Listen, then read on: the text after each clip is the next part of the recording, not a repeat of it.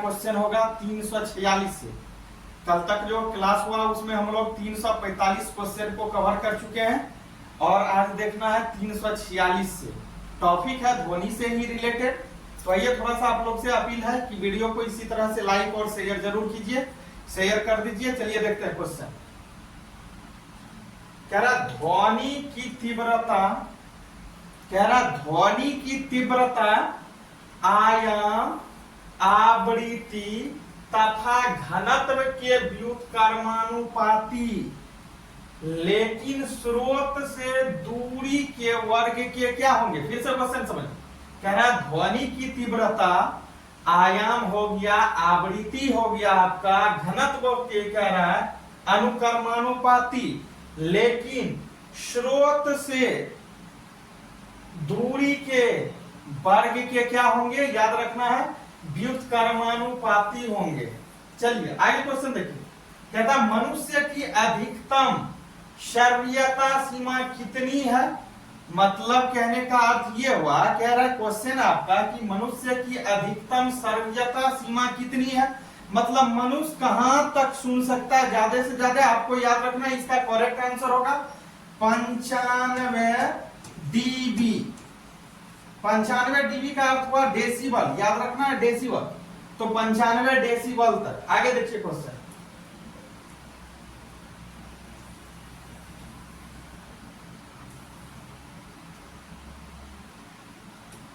आगे क्वेश्चन है आपका, आगे क्या रहा, ध्वनि की प्रबलता हो गया किस पर निर्भर करती है।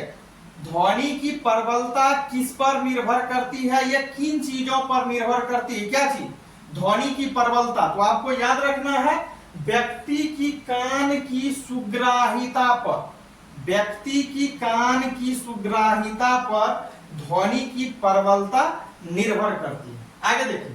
कहता है प्रतिध्वनि सुनने के लिए, कह रहा प्रतिध्वनि सुनने के लिए श्रोता एवं परावर्तन, श्रोता मीन्स जो सुन रहा है, तो कह रहा है प्रतिध्वनि सुनने के लिए श्रोता एवं परावर्तन सतह के बीच कितनी दूरी होनी चाहिए।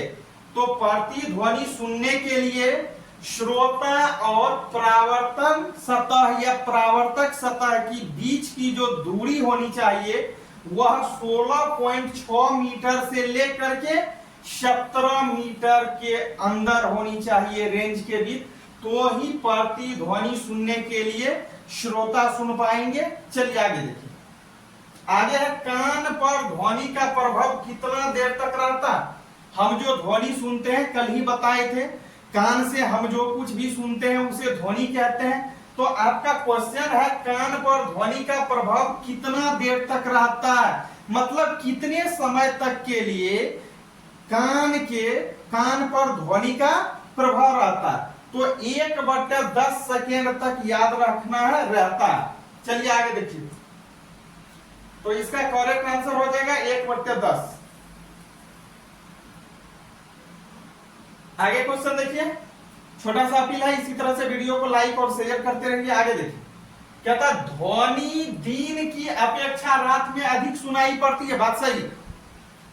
ध्वनि दिन के तुलना में रात में अधिक सुनाई पड़ती है। यही कारण है कि अगर कहीं साइड में आपसे थोड़ा सा दूर लाउड स्पीकर बजते रहता है या कहीं लड़ाई झगड़ा हो जाती है तो रात में उसका आवाज सुनाई पड़ती है। लेकिन दिन में अगर लड़ाई आपके घर के साइड में भी हो जाता है तो आपको पता नहीं चलता है। इसका कारण क्या है जान लीजिए। फिर से देखिए क्वेश्चन।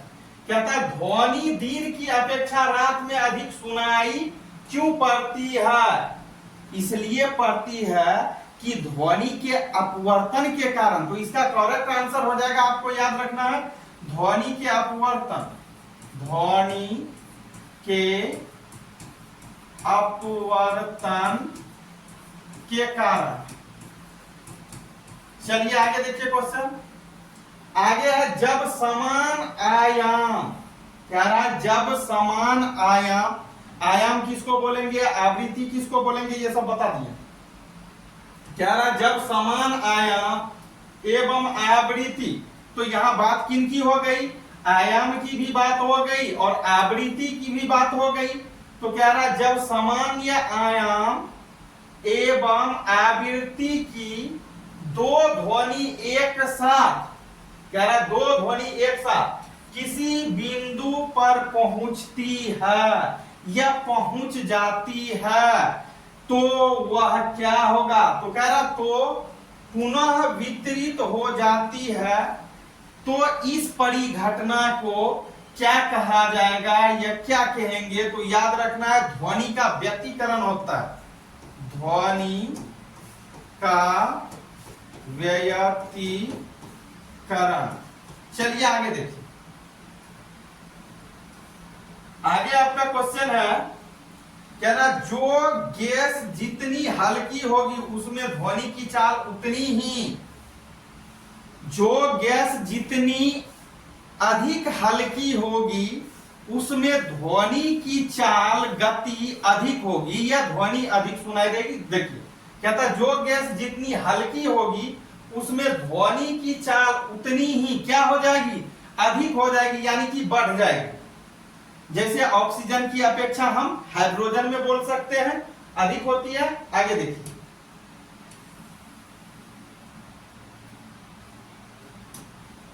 आगे क्वेश्चन आपका है,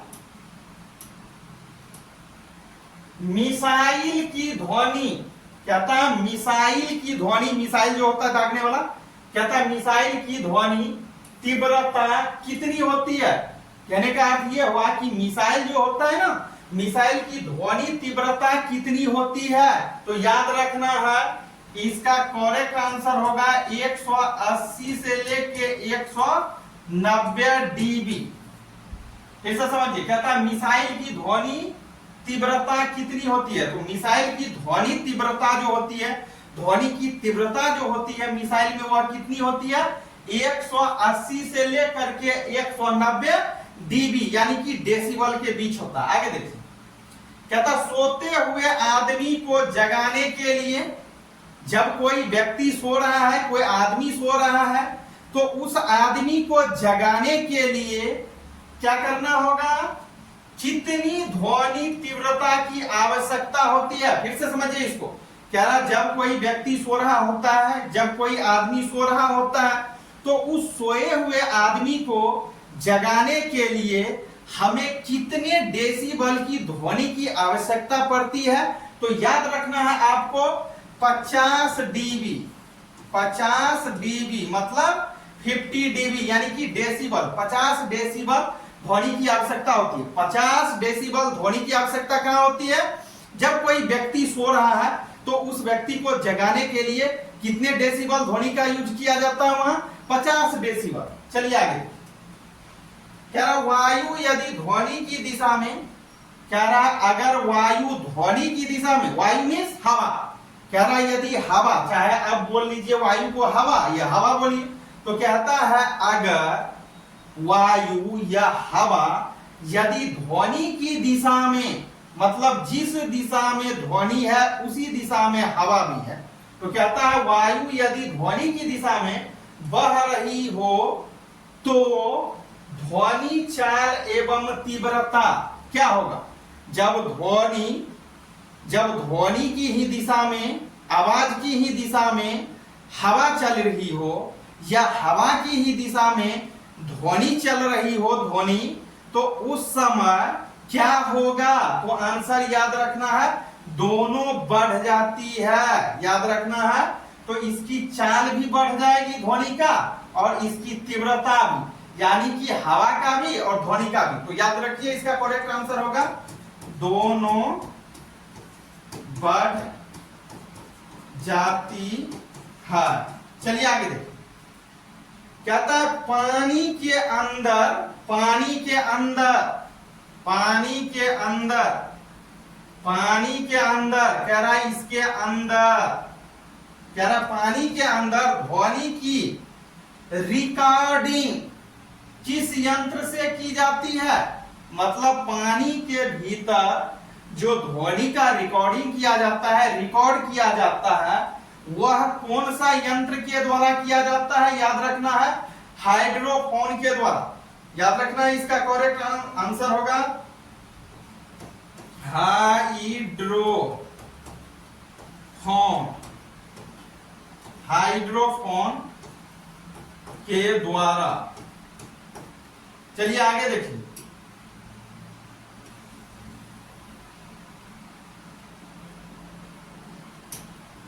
अगला क्वेश्चन है आपका, कहता है ध्वनि को एक स्थान से दूसरे स्थान तक, मतलब ध्वनि यहां से चलना प्रारंभ की इस स्थान से, कह रहा यहां तक आई, तो कहता है एक स्थान से दूसरे स्थान तक किसी को, ध्वनि को, देखिए जरा इसको समझ, कह रहा ध्वनि को एक स्थान से दूसरे स्थान तक ले जाने वाला यंत्र है। मतलब वह कौन सा यंत्र है जो ध्वनि को एक जगह से लेके दूसरे जगह तक ले जाता है, one place to another place, मतलब एक प्लेस से दूसरे प्लेस तक ले जाने वाला यंत्र कौन सा है, मतलब यंत्र का नाम क्या है, तो याद रखना है मेगाफोन। क्या होगा इसका करेक्ट आंसर होगा मेगाफोन, इसका करेक्ट आंसर होगा मेगाफोन। चलिए आगे देखिए, कहता ध्वनि को रिकॉर्ड किस यंत्र से करते हैं, कह रहा ध्वनि को रिकॉर्ड किस यंत्र से कहते हैं, हो गया यहां होता करते हैं, तो टेप रिकॉर्डर से याद रखना है, टेप रिकॉर्डर। आगे देखिए, कहता टेप रिकॉर्डर के टेप पर कौन सा चुंबकीय पदार्थ की परत चढ़ी होती है, तो याद रखना है आयरन ऑक्साइड की परत चढ़ी हुई होती है। आगे देखिए,